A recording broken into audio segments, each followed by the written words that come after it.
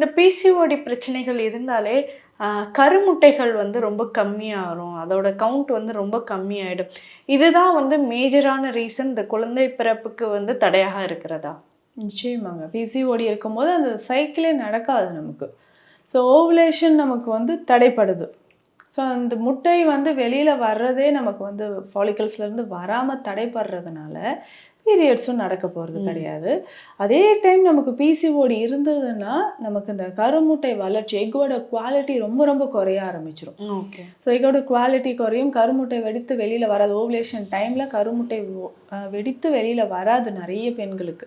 So மெயினே நமக்கு வந்து பார்த்தீங்கன்னா ஓவரிஸ் தான். ஓகே. ஸோ ஓவரிஸ்லேயே இந்த பிரச்சனை இருந்துக்கிட்டே இருந்ததுன்னா நிச்சயமாக கருமுட்டை பாதிப்பு ஏற்படும். அப்போ பிசிஓடி நார்மல் ஆகும்பொழுது மட்டும்தான் நமக்கு என்ன ஆகும்னா அடுத்தடுத்து ஜென்ரலாக இந்த ஃபாலிகல்ஸ் எல்லாமே கரெக்டாக நடந்து ஹார்மோன்ஸ் நார்மலாக இருந்து ஈஸ்ட்ரோஜன் ஹார்மோன் கரெக்டாக இருக்கும்பொழுது தான் அந்த ஓவுலேஷன் டைமில் நமக்கு இது நடக்கும். ஓவுலேஷன் அப்போ ஒரு எக் வந்து ரிலீஸ் ஆகி வெளியில் வரும்பொழுது தான் அடுத்து அவங்க கன்சீவ் ஆகிறதுக்கான வாய்ப்பு இருக்கும். ஸோ அப்போ பேசிக்லேயே இந்த எக் வராமல் தடை பண்ணுறது என்னென்னா இந்த பிசிஓடி ப்ராப்ளம் தான். ஓகே.